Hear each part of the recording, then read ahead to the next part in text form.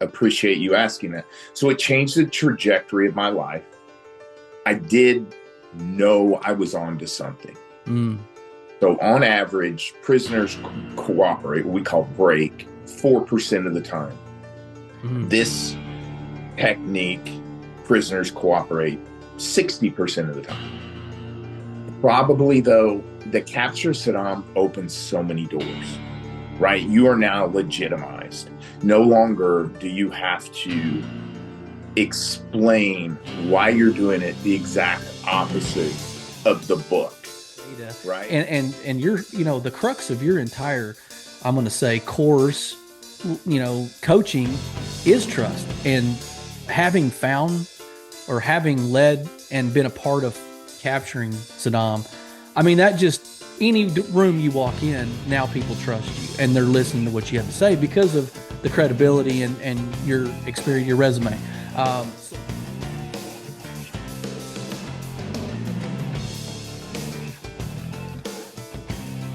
Welcome to Last in Line podcast, where we are highlighting, showcasing, and spotlighting great leaders of faith who have overcome adversity, cultivated resilience, and served others in a significant capacity. So settle in and be encouraged by this episode of Last in Line podcast.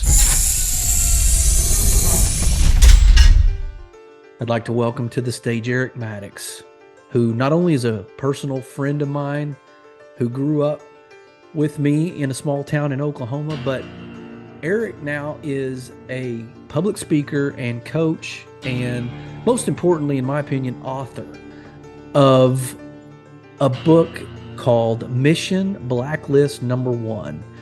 He was a member of the Delta Force Special Operations Team as an interrogator in Tikrit that was part of the JSOC task force that tracked down one of the most wanted men in all the world, Saddam Hussein.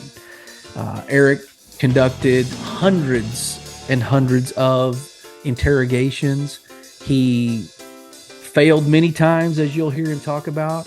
He was left scratching his head a lot and very hopeless of the situation they were in.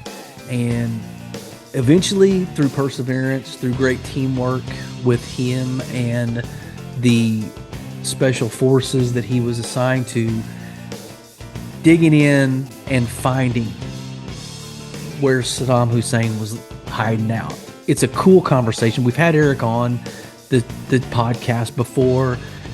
We're going to talk a lot about coaching that he does, a lot of the empathy-based listening lectures and seminars and coaching that he does. We're going to talk about how leaders can miss it sometimes with communication. We're going to talk about strategy. We're going to talk about planning, execution, and failure. And I am going to commit ahead of time that you will be very encouraged by this, very empowered by this, and you will be entertained because Eric's story is captivating. I never get tired of hearing it. But to be a huge integral part of capturing one of the world's worst terrorists and Eric's perseverance to do that is just an honor to get to know or to have known him. It's an honor to be his friend and to bring him to you today. So welcome to the stage at Last in Line podcast, Mr. Eric Maddox. Eric Maddox, welcome back to Last in Line podcast. Good to see you again, sir. Thanks, John. Thanks for having me.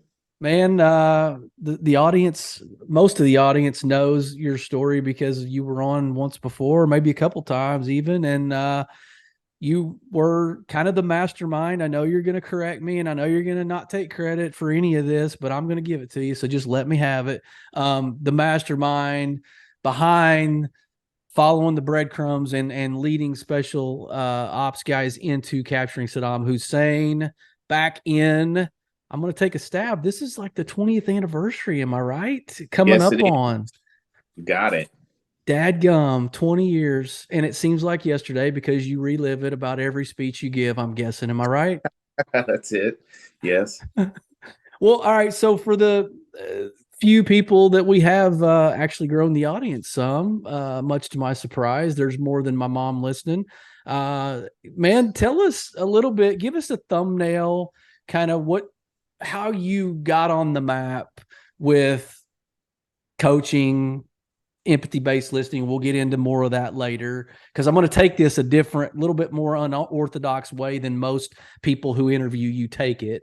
But Okay. I do want to lay the groundwork. Tell us a little bit of how this all came to pass with you and Saddam and 2003.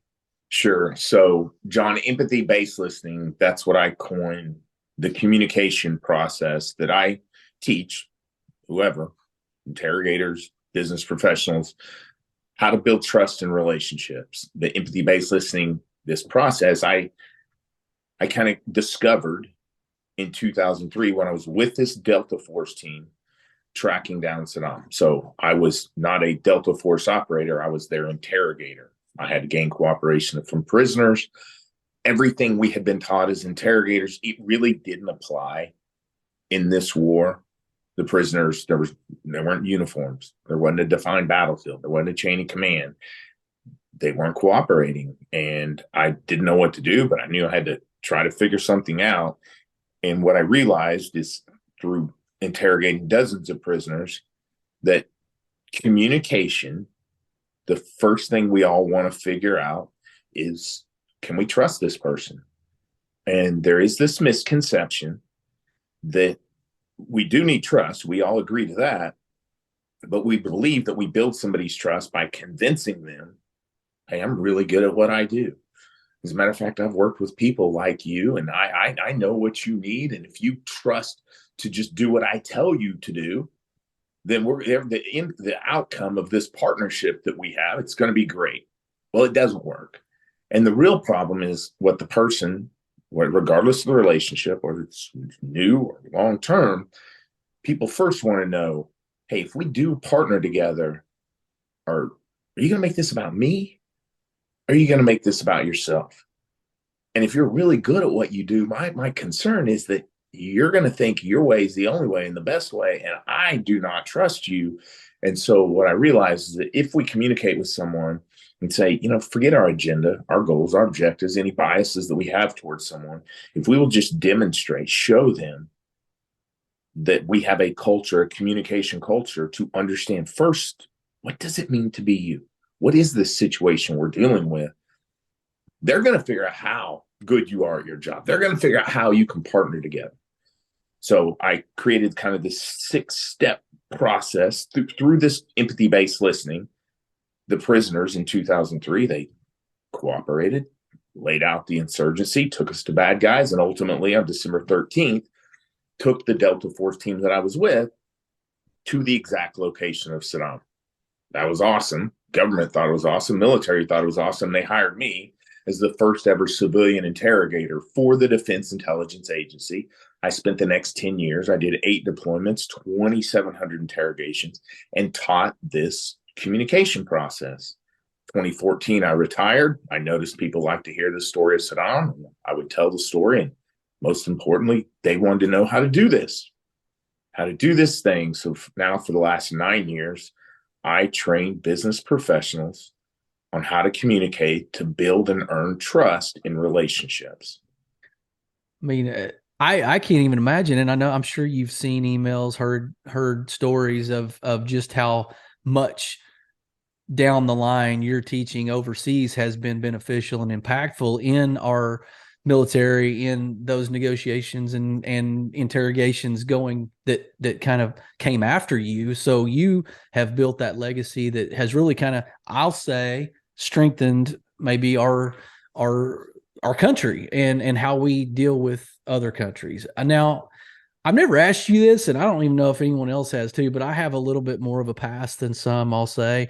And you can trash it if you want and tell me to edit it. But you ever wonder, like, give us an idea, what would you have had you gotten on that airplane the day you were supposed to leave and hadn't turned around and hadn't gotten to the point of, because your mission was hitting a lot of roadblocks and dead ends up until that point. So had you gotten on that plane and come home, like, what would you have been doing, you think, had this not happened? Because that changed the course of Eric Maddox's footprint in the world that day. That's a would you be great doing? question. And John, I don't think anybody's ever asked me that question. So I really appreciate you asking that. So it changed the trajectory of my life. Um, I did know I was on to something. Mm. So on average, prisoners cooperate, what we call break, 4% of the time. Mm. This technique, prisoners cooperate 60% of the time. So 60%, if you're a free throw shooter, it's not great. If you're a baseball player, you rewrote the hitting book, right? Yeah. But let's imagine the average batting average was 4%, 40, right? He bats 40, and this is 60. So I knew I was onto something. Probably, though, the capture Saddam opened so many doors, right? You are now legitimized. No longer do you have to explain why you're doing it the exact opposite of the book, right? So what I think it allowed me to do was be a voice, because if you see it 4%, and we're in two wars, we're in Iraq, and we're in Afghanistan, right? Mm-hmm, mm-hmm. And if prisoners aren't talking, guess what? Something's going to change. We're not just going to sit there and fail. We were moving towards more an aggressive, more of a threatening, more of a fear-based interrogations. I was the voice saying, listen, this isn't about being a nice guy. This isn't, I mean, we're at war, right? We're here to win wars. Mm-hmm. I'm going to show you a way that does look soft. It looks ethical. It sure is nice. No feelings are hurt. It goes 10 times faster and it gets you 3 times better information, right? So I feel like it opened those doors. John, I would have stayed in the world of interrogations. I probably, hopefully, wouldn't have become the coulda, shoulda, woulda. Let me tell you the story about how close we were. Man, if they'd have just listened to me type guy, hopefully I wouldn't have been there. So I'm very grateful we did find Saddam, but it was also, regardless if we did or not, I had found this thing to build trust in communications. I loved going to war zones and I love doing interrogations. So it'd have been somewhere on that path. Yeah. Yeah. I have no doubt too, especially since you mentioned you knew you had created a template possibly that was super effective because you had the data and you're, the crux of your entire, I'm going to say, course, coaching is trust. And having found or having led and been a part of capturing Saddam, I mean, that just, any room you walk in, now people trust you and they're listening to what you have to say because of the credibility and your experience, your resume. So, I mean, that's awesome. You don't have to really knock down any of those walls really anymore as far as trust goes, but you know how to do it. And that's what you're teaching people. But do you have if you could think of a common thread or a theme or just sort of in a nutshell, overarching, what's been the most rewarding part about telling your story outside, out in the civilian world? Like, what are you seeing from the audiences? Because I know everybody's locked into your message. I know they're captivated and they're all on the edge of their seat. What kind of real world scenarios are you hearing about that you're like, dadgum, I was put here for this? Another good question. So what I enjoy the most is, if my communication process is about building trust, the foundation of it says, hey, we kind of need to get off what I call our stage. Mm. So each one of us, we're kind of the lead in our own movies and we see the world out of our eyes. But we all love being the lead role on our stage because we're the lead in our movie. And if we can get off our stage and get onto someone else's, it makes us needed by them, right? But because most people don't do that, we all like to be the lead in our movie. We like to convince people, hey, follow me. Do it my way. When we're willing to get on someone else's stage through empathy-based listening, not only do they want it, so we're of value, now we're of scarcity because no one else does it. Now that's great in business. It's great to do that for negotiations and leadership. But my favorite thing is when somebody says, Eric, I took this on. I think you saved my marriage. Eric, this helps me communicate with my kids. Eric, I couldn't figure out why people just didn't like me that much. I know that sounds pathetic, but some people just aren't that likable. If you think about people who really are annoying to us, and maybe we're that way to some people, it's the Mr. Know-it-all. Yep. I know it's the bossy one. They don't ever listen. Literally, they don't listen to anybody type person. So my favorite thing is when somebody says, "Man, I took this on for business. It changed my life." And I think this is the way I handle business now. This is the way I run my life. It's great. I love it. That's a huge reward. I mean, you can't really put a price tag or quantifiably define that sometimes, but man, that's enough. I mean, I would think that's enough speaking for you, but it sounds like you're all in on hearing that kind of feedback. And man, I know your upbringing. I know mine. I know we grew up in the same town and played on the same teams. And dude, some of the stuff that you learned, granted, you had to learn the hard way somewhat, but man, talk to the guy now that feels like, man, maybe Eric just had that in his DNA. I don't know that I can learn that. Maybe that's just kind of how he was wired. Like, do you feel like the selfless, humble side of you helped facilitate that skill set? Or is that just something out there that everybody can get and perfect it like you have? So I appreciate that, John. But if in an honest place, if you could tell your audience, you probably have some memories of Eric Maddox not probably being all that humble. I don't know what your opinion is of me. I know we were really good friends, right? But we can be good friends with people who can be kind of an ass, right? So I don't know. I have no idea. Well, I already said it, so that was my perception of you. Okay, well, you're not just being nice. That's great to hear. It's not that I was born humble. I don't think I was. I think we're all have this natural selfish tendency. Okay. I think what we need to be able to do is self-reflect, self-critique, right? And it's really hard. It's really hard to go, wow, I gave a briefing. I had a meeting. I was trying to build a partnership. And it didn't go well. I felt like the person was off put by me. What did I do wrong? What was I saying that was turning them off versus, oh, it must have been them. They must not be interested, right? And I do think that I was born, hopefully, with the ability to self-critique and self-reflect. I don't think that you have to worry about, I've never been a good listener. Oh my goodness, I'm naturally selfish and self-centered. Statistically, across the board, people only listen to 25% of what they hear. I've never met anyone who just wasn't naturally a little bit selfish and self-centered. But what I think we need to be able to do is go, can we judge ourselves? Do I have to wait until somebody comes and says, hey, man, you're kind of a me monster. Hey, you're a little bit, right? Do we need to wait for that?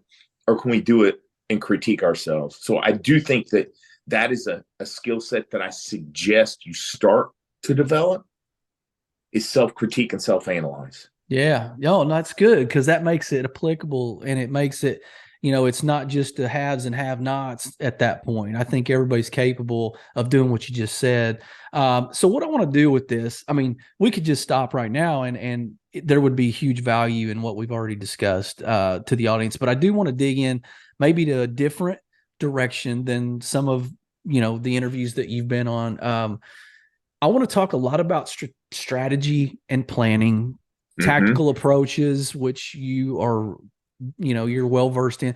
I also want to talk about some execution and failure to a degree, because I think you can, on that mission specifically, can probably attest to some failure, some mistakes, some maybe reinventing the wheel scenarios. So I want to try to, if you can, apply little pockets of that mission, of that journey to our outline, and without, we don't have to get real granular unless you want to, but when we talk about strategy and planning, talk about some of the hurdles that people can be faced with, some of the things that you were maybe obstacles that you had to maybe break down some walls, disarm some perceptions, kind of similar to what we have to do every day. And what did you do in that type dynamic? So I actually like this direction, right? When we talk about strategy, how do you build a strategy? Then how do we execute that strategy? And obviously we want to have preparation. We want to know what our mission is. We want to have a clear vision statement. We want to make sure everybody's on board and understands their role. All those things are important, right? But for me, so we all have our own perspective.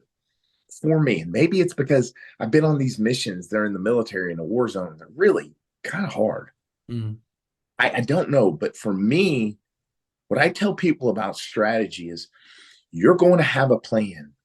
You need to be ready to pivot as fast as you need to. The plan is fantastic, and I want you to be prepared. But the moment it starts going awry, that doesn't say bail on what we know to be right.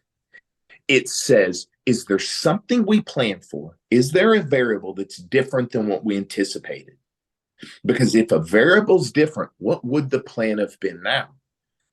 Right? I will tell you, when we went to war in Iraq, our plan was to insert informants and spies through the country to help us track down Saddam.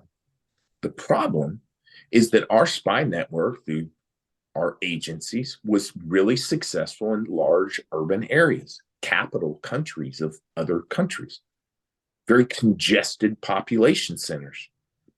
We're in the middle of nowhere. When we're out in Iraq, Saddam's not in Baghdad where it's congested. We didn't have the ability to recruit individuals, put them into small towns, and for them not to get busted, get identified. There was no expectation that we were going to need prisoners.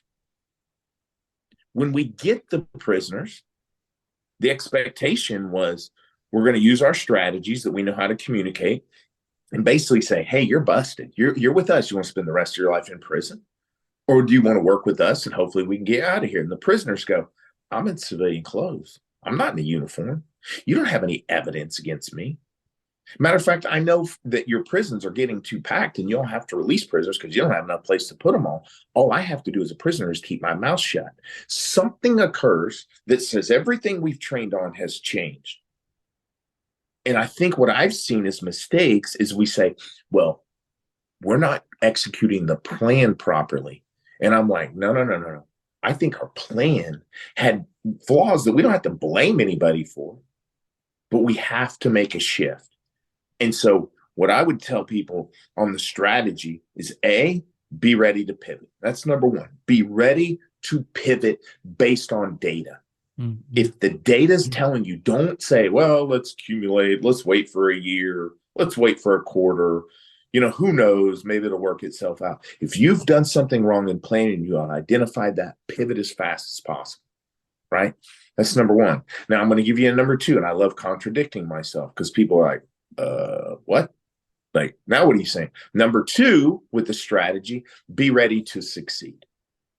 I see people create these strategies, and it's like, all right, we're gonna start the business here, and we're going to grow, and then hopefully we'll cap out here, and then this is what our zone, this is what we're going to do for success. We expect 8% growth. And I'm like, what do you do if you get 28% growth? Yeah. What if you get 128% growth? We don't have those capabilities. I'm like, why are you planning for 8% growth? Why are you not planning for 128% growth? And I know I just said, well, get ready for your strategy not to work, so you have to pivot. But if you are going to pivot, you better be ready for success. I'm going to give you an example. For interrogators. So I've done 8 deployments. And I'm often, I'm always the new guy on day one, but about, a couple of months into my deployments, I'm know the prison. And when new interrogators come in, new teams come in, they tell the interrogators, you have to spend your 12 hours busy, right? We got busy work. Mm. Well, when somebody first gets into a country, and if you're an inexperienced interrogator, your success rate's going to be about 4%. So prisoners aren't breaking. So the team leaders get frustrated and they tell interrogators, you're going to interrogate for 12 straight hours. Because see, you're not spending any time writing intel reports. You're not spending any time doing follow-up interrogations because you're not getting anybody to talk. Mm. Now, when the interrogators get experienced and prisoners start talking, they say, well, I still need you doing your 4-6 interrogation, spending 12 hours, Oh, and by the way, I need you writing your intel reports. Oh, by the way, I need you to get ready to go on these follow-on missions. And these interrogators are swamped. And it's like, wait a second. I don't need you to do busy work. I don't need you to fill a calendar just to say you're working. I need you to do an interrogation in order that day, in the next 2 days, you are prepared to write those intel reports, spend 20 hours with that prisoner when he's going to break. Because people are like, well, I'm going to spend 2 hours with this prisoner and 2 hours with this prisoner, and I've got to get to this third prisoner, and here's our schedule. I'm like, what if the first prisoner breaks? What if he's going to take us on a mission that night? Mm-hmm. Well, they haven't been breaking, but they're going to, right? You're going to succeed. And when we develop our leaders, or how are we training them? Are we giving them the capacity to succeed, to grow the mission? That's step number 2. Build a strategy to succeed. Mm-hmm. And then number 3, our goal as leaders should be empowerment. Mm-hmm. What's my strategy in order that if I get shot in the head, or probably not for business leaders, but if I don't know, have a heart attack, right? If I'm pulled out, how are these leaders taken over in my absence? Yeah. Work yourself out of a job. So when I think of strategy, that is sort of the way I look at building a strategy. Yeah, that's good. Yeah, that's real good. I mean that could be universal. I mean, in any facet of life, really. I mean, if you think about that, because too often I think when we're looking at strategy and planning, we are so fixed on not being caught off guard and having a plan B and all these contingencies that we lose sight of what you said of, well, what if this works and we're going forward and we got 100% growth? We got to know how to meet the demand. So yeah, I think it's a both and, but yeah, we can get laser focused on, well, what if we screw up? We better be ready to pivot here. But my question, kind of a part B to that, would be, how does team dynamic factor in? Because I know, you're talking about empowering other leaders, of course, and working yourself out of a job. But if I'm understanding the story right, you had a kind of a interesting dynamic when you were with the Delta Force team, and you were the guy that was leading them on these raids and come back in, empty pockets, empty hands. And so the team dynamic can create challenges. Am I right? To a strategy or a pivot or a contingency. I don't know.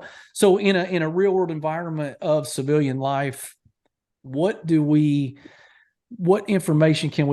can we take from you as far as, look, here's how to get the team rallied around a strategy. Here's how we can all buy in, get on the same page. That was a really bad way of saying, how do you get the team bought in to take ownership whenever the dynamic may not be ideal?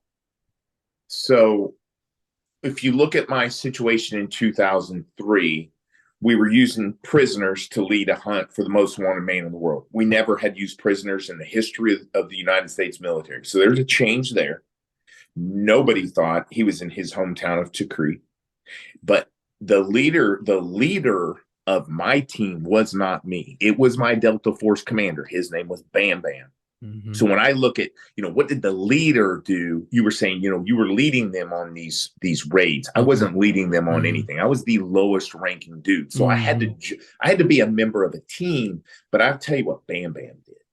Bam Bam rarely spoke. I'm telling you, I maybe heard him talk 20 times, right? And he's a bad dude. Nobody messed with Bam Bam, right? But he didn't show anger. He didn't show frustration. But what Bam Bam always knew how to do was to bring each member of these Delta Force team and get them to, if they had concerns, they had questions, they didn't like me, if they didn't like the plan we had, he would bring them in with me and not say, you two work it out. Bam Bam knew how to ask the questions to get it on the table. Eric, what are you doing? So that this individual operator, got to pick it apart. I had to defend it. I had to defend the strategy. Mm-hmm. And what it allowed for was that each member had ownership. Now, what I had to do as the lowest member of the team was I had to always remember my position, right? maybe I was the most important person. I wasn't the baddest person. I wasn't the highest trained. I wasn't a Delta Force operator. I was an interrogator, but under these circumstances, we needed the intel. So I had this job that we didn't know we needed. So it kind of put my position as important, but it didn't put me as a higher ranking. It did not elevate me. And I'm telling you, if somebody says, what's the most important thing you did? I never forgot. I was the lowest ranking dude in that house. Because why did I need power? I needed influence, but I didn't need power. What do I need power for? I'm a Delta Force. They have all the power they need. So what I tried to do was realize, as a team member, what is this team missing? They don't need another shooter. They don't need a smart, tactically minded infantry guy. They need somebody who's going to give them intel. Stay in my lane. Never tried to convince them, oh, hey, I used to be in the infantry. Hey, I'm a graduate of Ranger School. Hey, maybe I could help you guys kick in a door, right? Hey, we're all set. Hey, before we get back to the conversation here with our guest, I want to thank one of our sponsors, a new partner, Uncommon, which is a ministry that is equipping and empowering great men to become the husbands, the fathers, and leaders they were called to be. Go to uncommon.org. That's UNCOMMEN.org. Check out their content. Go to YouVersion, download their devotionals. Great team, great people, great men, and they're out there for you. They're out there with great content, and they're out there to encourage us to be the men we were called to be. So I want to thank TJ and his team at Uncommon. So now let's get back to the conversation with our great guest here at Last in Line Podcast. So for me, it was, you've got to analyze a team. Whether you're the lowest member or you're Bam Bam, you've got to look at your team and go, what are we made up of? What are we missing? Who on this team doesn't have buy-in yet? How do I put them in charge? And I'd like questions of, if you have a team member, whether it's private sector, military, if you have a team member and they're not bought in, to ask them, what do you think we should do? What do you suggest our next move is?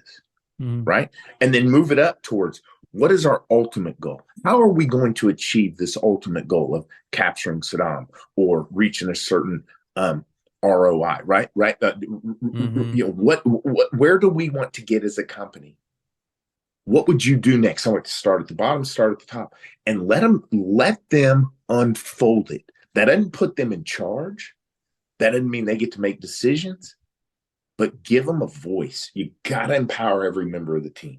Yeah, that's good. I mean, self-awareness is huge, identifying the gaps within a team dynamic and what your skill set is and how you can weave those into being impactful and beneficial to the overall vision, I guess, and execution of the strategy. And sounds like to me, you correct me if I'm wrong, but there were times they were kind of looking at you like, okay, what's next, or where to next? And so, yeah, you had to sort of nudge the troops in the right direction, right? And kind of be like, hey, this is what I think we should do. And so, yeah, you didn't physically lead them, but man, that's key. What you said was just, you were, again, we go back to this, you were humble enough to know, because you could have walked in and been like, look, I got all the intel, I got all the data, I got all the skill in this particular area. They need me. So guys, gather around the campfire. Eric's got something to say. Like, somebody could have maybe slipped into that frame of mind, but it's clear that you didn't. And that's for somebody out there, even if you're the president of the company. It's John, like you said, I want to give you an example. I don't want to interrupt you. I'm going to give you an example where I made that mistake. So we were getting what I thought was pretty close to getting towards Saddam. And I was suggesting a raid on a really obscure location, information I got from a prisoner. And Bam Bam was not going to execute the raid the night that I wanted him to, because he's like, yeah, this is going to sound so stupid. Like, literally, I was having them raid a fish pond. And he held off. And he said, maybe we'll do it tomorrow. And I made a statement. The team's around. I said, Bam Bam, we got to go tonight. I mean, if something stupid happens, you just blame me. Tell them it was some stupid interrogator, right? Trying to take. And I remember the look that he gave. Didn't say a word, but I noticed the look all the operators were giving me. Mm-hmm. And the look was essentially, nobody's blaming you, Eric, because you're nobody. You don't have responsibility of this team. See, you didn't earn commander. It doesn't matter how much you say or what you've done. You'll never take the heat for this. If this goes as wrong as it can be, you'll never have to bear the brunt of it. Don't ever forget that. And for me, it was like, Eric, you can't forget what Bam Bam's holding on his shoulders. You can never forget what the leader is stuck with in terms of accountability and responsibility. Mm-hmm. Bam Bam wouldn't. I've never met anybody with as much courage as Bam Bam. So he wasn't being a coward. He was having to make decisions based on politics and power and authority, and he didn't want to get us just knocked completely and shut down because of one stupid mistake. And so he was making all these decisions. And I said, Bam Bam, blame it on me. Don't forget your role. Right. And that wasn't, so I've stepped out of line before. Yeah. Fortunately, I have to pay for it. Well, yeah. I mean, you obviously thought you were doing them a favor by offering that suggestion, but little did you know, he's like, it's going to make me look worse if I blame you, honestly, because you're who you are. So, all right. So let's transition a little bit here. And the execution part and the failure part, I mean, we don't have to go into every situation that maybe didn't go as planned. And because in war zones and real world, like life or death stuff you were dealing with, that's a way different dynamic than what we're looking at every day here. But execution and failure, right? Is some of our failure as people, as business leaders, as owners, business owners, coaches, are we too pragmatic of a thinkers sometimes? Like, are we trying to be almost over analytical and too practical in the way we execute? Maybe, is it fear-based? I guess my question is, because I think people love accumulating information. We love theory. We love theory. We love knowing a lot of stuff, but then putting boots on the ground and actually executing, sometimes I think we get in our own way by being too practical. Does that make sense? And can you speak to that at all? So I think you're right. We love data because we like predictability of outcome, right? Mm-hmm. We like to go, we're going to develop this great plan, and then we execute. It's going to go as planned. Yeah. I'm going to kind of quote the football player. We're just coming off the Super Bowl, right? We've got the Chiefs who beat the Eagles, and they interviewed the Eagles, Jalen Hurts, right? Mm-hmm. He's just lost the Super Bowl. What did he say? His key statement was, I'm going to do the same thing I always do. You win or you learn. You win or you learn. That's such a smart statement. Mm-hmm.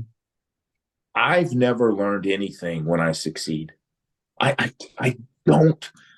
Right. I don't know how to learn stuff when it goes well.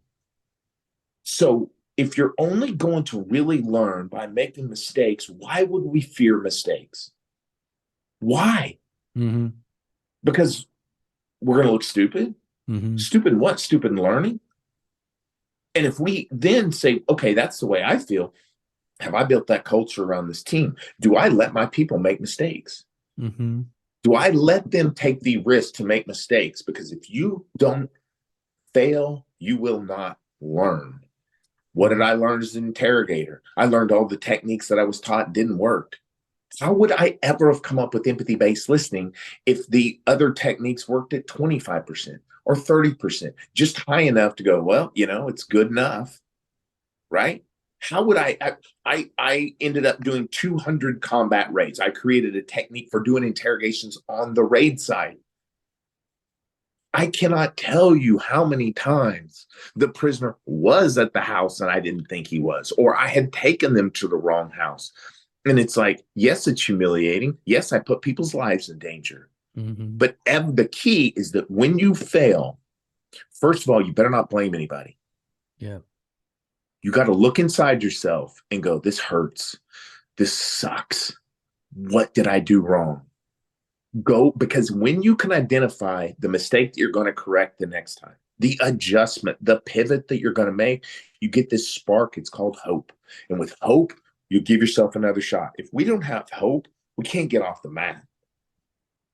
People ask me, people who know my story know that the tracking of Saddam came down to my very last minutes and last seconds, and I got the prisoner to break, and the government and the military thought I was crazy. I left the country. So when Saddam was pulled out of the spider hole, I had left the country 10 hours earlier. My tour was up. People say, what was your best day in Iraq? And I say, I never had a good day in Iraq. The day after was awesome. It was a tour of failures, which was a tour of learning. Something that has changed my life. It's changed the way the military does interrogation. And it was complete failure. So it comes down to, can we put our egos down? Can you put your egos down and go, man, I screwed this up? But can we get off the mat and go, not a problem. That's what I did wrong. That next time, I can't wait to do it again. Let me show them. Because we can't do that, which comes to the self-critique, self-analyze. Yeah. We're going to self-doubt. We won't get back in the game. Yeah. And that's what I love that. And I can't help but think about how much we glorify and magnify the finality of the said failure. So we make this, to the Jalen Hurts point, had he thought about the failing in the Super Bowl, like he could have blown this up into, or now he could, well, my career's over, the endorsements are shot, our team doesn't trust me, I'm a terrible lead. And then that, in fact, impacts his next season, right? And so, to your point, I don't know that you thought all this through with every mission back then. I don't know if you looked at it quite as maturely during your deployments, but I mean, you could have very easily been like, oh my God, my last 10 raids have been zip. I am not doing another one. Like, you could have been like, okay, my new reinventing of the wheel may not be quite what I thought it was. But then you kept going. You kept getting back in the game. You kept throwing that lure back in that same spot, knowing that there was a big one in there. So I don't talk to somebody now that maybe has blown up the severity and the outcome of this particular failure or mistake to the point where they're paralyzed. So I would ask that person, do you know what you did wrong? Because when we're training people, when we're mentoring as leaders, when we're building a team, if you have a frustrated team member, I'd say 9 times out of 10, they don't know what they're doing wrong. Now, if they know what they did wrong, do they know what went wrong? Would they do something different, or would they do the exact same thing? Well, obviously, they're going to do something different. Then my question is, so what are you worried about? What's the problem? If you're in this situation again, you're going to make an adjustment. You're going to do things slightly different, and you're going to do them better. What's your problem? And if the answer is, I can't fail that way again, I just can't do it, they're in the wrong game. You're just playing the wrong game. And then I just want to talk about life. I'm like, what do you think? How do you think this ends? On this earth, we're all dust to dust, man. Where do you think on this earth, where do you think this is headed? Because I can tell you, I have never met anybody who's at old age, at the end of their life, they're like, man, I sat on the sidelines. I'm glad I did. I just wanted to ride in the back of the bus, man. It was pretty cool. Yeah, I just put it on cruise control. Nobody wants to do that. Yeah. Yeah. One of my old bosses used to say, if you're not making mistakes, you're not working. And so, So I think maybe we've demonized the drawing board a little bit because we're all afraid to say we're going back to the drawing board, so to speak. And I can't count how many times maybe you said that to yourself when you guys maybe came up empty or whatever, and you're like, okay, back to the drawing board. Now, granted, you didn't turn everything upside down on its head, but you took variations of the strategy and the plan that worked in the past a little bit, and then you tweaked them, and then you gathered information and you made adjustments. But there's somebody out there, I think, that's like, bro, I just can't wrap my brain around going back to the drawing board again, or what am I, and I love the point you made too. You have to know what the mistake was, obviously, and you have to know what tactically to do to repair the damage or to change it next time. Do you have anything to add to maybe why we do that, why we demonize that drawing board, back to the drawing board scenario? So I struggle to picture that, John, because I would just say life is going back. Every day we should be going back to the drawing board. Wow. Yeah. Like, what on earth do we do if we're not trying to get better? Mm-hmm. Now, we can get better from a mistake. Hopefully we can get better from success. I struggle to get better with success because I'm not sure what to do different. Yeah. So it's like, well, it didn't go well. Something went wrong. Yeah. The bad guy wasn't at the house that I thought he was going to be at. Something went wrong.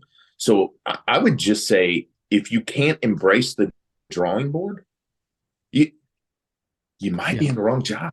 Yeah, and growth is not happening if you're afraid to do that. So I'm going to reach really far to try to draw a parallel here with relationships and marriage, because, bro, I mean, we can have stuff going awry in a relationship and sometimes not think that there's anything wrong, or maybe things aren't a train wreck, so we think everything's going well, right? Or my question would be to the guy you said, hey, figure out what your mistake was and then course correct.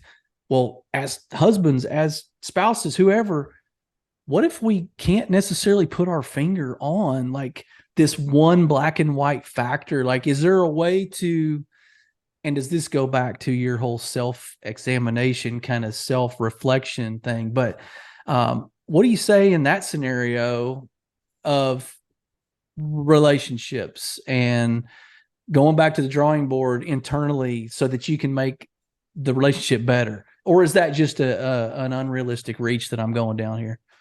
No, I think some of the more difficult times, situations to identify, like kind of what you're saying, the core issue. What is the problem? And let's just take a spouse, right? Like if you know there's a core issue with the spouse, there's a trust issue, right? There's some level. There's a communication trust issue. It says I can't talk about this thing, right?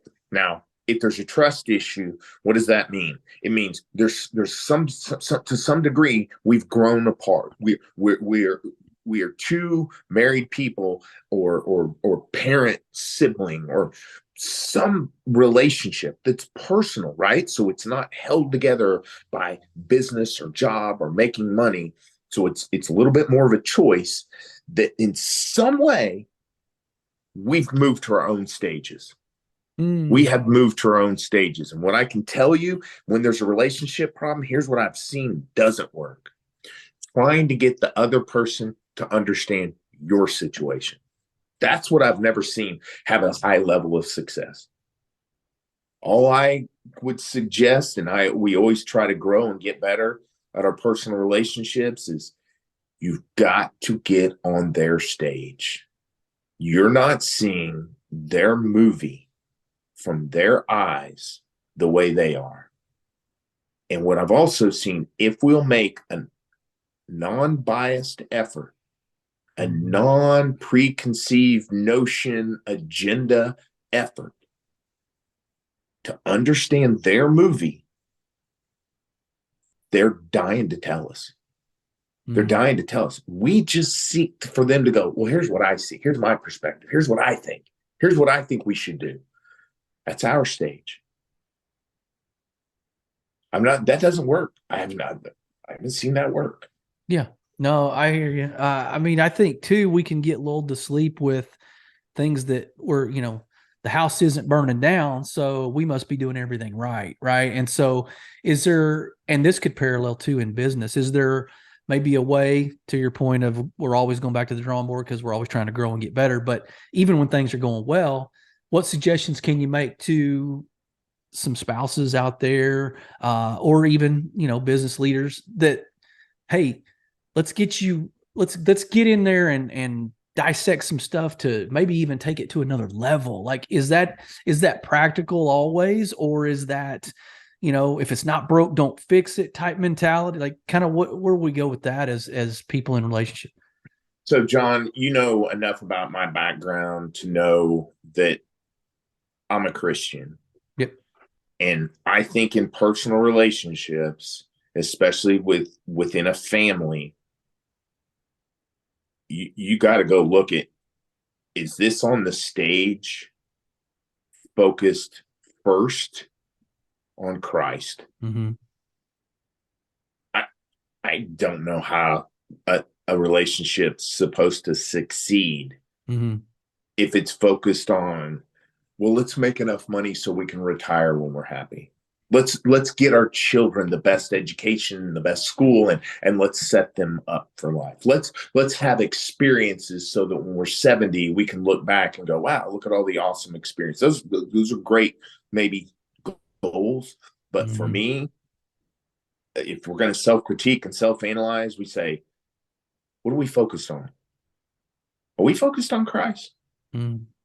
Is he number one in our thoughts and our actions? Now let's self-critique and self-analyze that.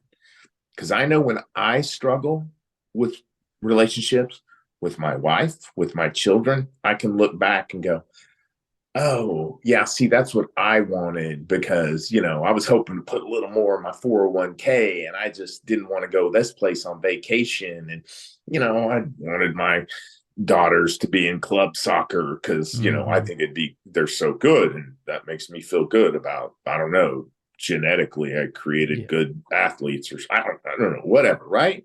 I've seen those. Yeah. I'm like, wait. What are you focused on, man? Oh, that's right. I'm focusing on me, my lead role, my character in my movie, because I want me to feel good about myself. I've never seen success with that. So if you're not sure what the chink in the armor is, you're not sure what to do, look and say, hey, are we focused on Christ?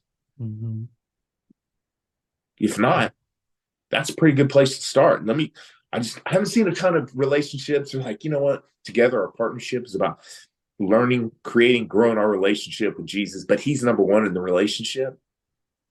I haven't seen a ton of those fail. Yeah, no, you're right. And it'd be easier to, the answer is probably easier when you talk about business too, because obviously you're not always focused on Christ there, but everybody's trying to get 10%, 20% growth. Everybody's operating on a forecast that Wall Street's got to sign off on. So, I mean, we get that I doubt anybody's really getting lulled to sleep with complacency in business, because now they could be with their team. And if everybody's doing well, then everybody's great. And we don't have to, examine where people are.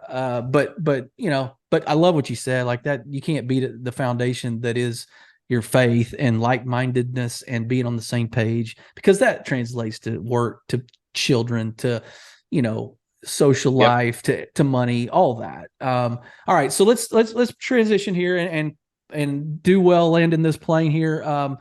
Because I want to get more into, just real quick, your empathy-based listening and some of the coaching that you do, without giving away all of it.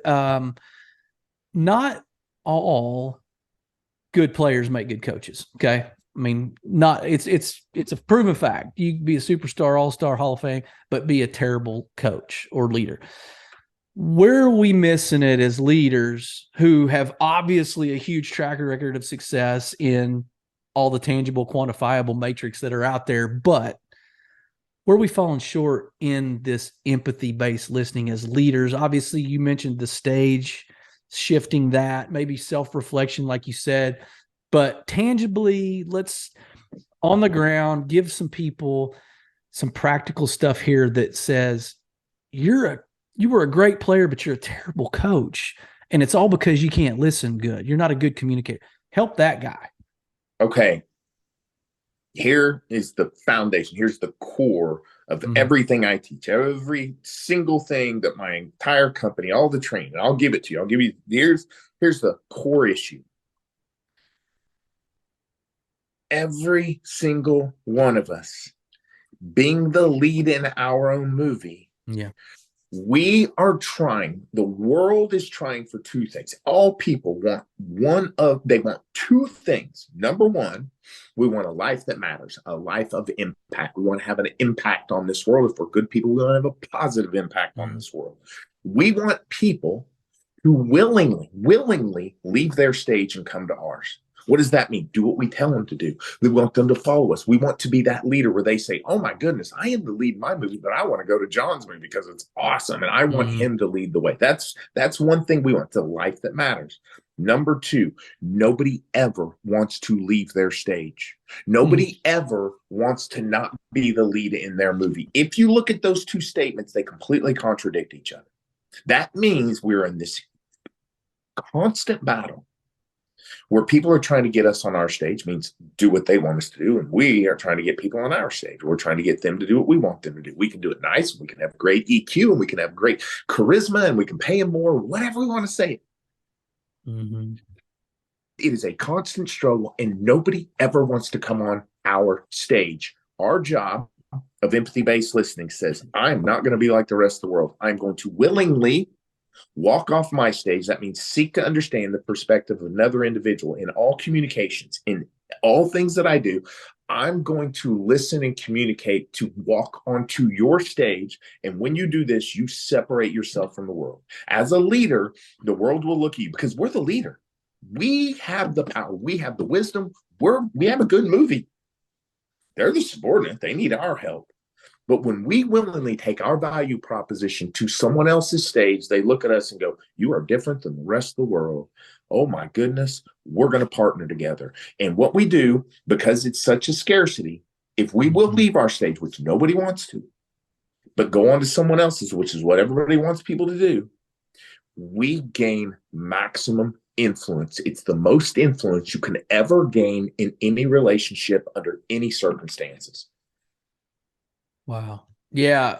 Because then I would imagine, without even knowing it, that person wants to come onto your stage eventually. And your intent was not that. Nobody ever wants to come on your stage, but I'm going to give you a course correct on what you just said there. Okay. Eventually, they will, when you go on their stage, they're always going to be lead. Okay. They will make you the director of their movie. Got it. They're never going to go on your stage. They don't want to. Because on your stage, you're lead. Got it. On their stage, their lead, you're director of the movie. I mean, that's a win-win too, I think, for everybody. And you're saying that it's unconventional to take that step. Because we're all waiting on the other person to take that step, right? We know that that's a vital step, but nobody wants to take it. And we're not necessarily convinced that it is going to be serving us. So that's what we're apprehensive of. Am I right? Yeah, we don't even wait for the other person to take the step. We become very persuasive. We gain influence. We wear nice clothes. We put in positions of authority. We talk about how successful we've been. We talk about our other people who have enjoyed working with us on our stage. We do everything we can to convince somebody to come to our stage. And all you have to do is stop and walk off your stage onto theirs. And they're going to look at you and go, you're so valuable to me. I'm not letting you go anywhere. And I will pay whatever it takes for that. And it's all I did with my prisoners, Sean. Yeah. These are the people who wanted to kill us. They love Saddam. They were loyal to Saddam. And it takes minutes, just minutes, until they go, I don't know who you are, American soldier. We're going to work together. Because it's clear to me, you actually listen to me. I'm not saying you're going to help me. I'm not saying I can trust you yet. But I can tell by the way you operate, you're at least getting me. Wow. Wow. Well, I mean, all right, audience, you're going to be able to find him. You're going to be able to get Eric's stuff. You're going to be able to hire him. Eric, is Is there a sweet spot for maybe a crowd size? Is there something that you're kind of this niche you're trying to fill? Is it you're available for any and all companies that want to hire you? Obviously, you're going to consider all options, but are you doing one-on-one coaching? Like, talk about what your offerings are and the best way to kind of hire you for those. I do corporate trainings, and it's for any company that's in an industry that trust is vital to the success of the company. Mm. So if the success of the company has to do with the sales force that needs to build trust with clients, if the leaders need to build trust with the teams, any company in which building the highest level of trust is of value, that is my sweet spot. Size, whatever, we'll figure it out. So virtually what I'm hearing you say is any company in the United States or the world, because that's going to be vital in all of those areas. So basically any place that has brick and mortar, you're going to come in and speak. So, all right. No, I appreciate it, buddy. It's been good to see you. And audience, I mean, I knew this would not disappoint, and I know you got better today. And Eric offered a lot of real world application, a lot of, wartime practicality to our everyday civilian life. So I hope you enjoyed that. With that, he's been Eric Maddox. We've been Last in Line. Be blessed.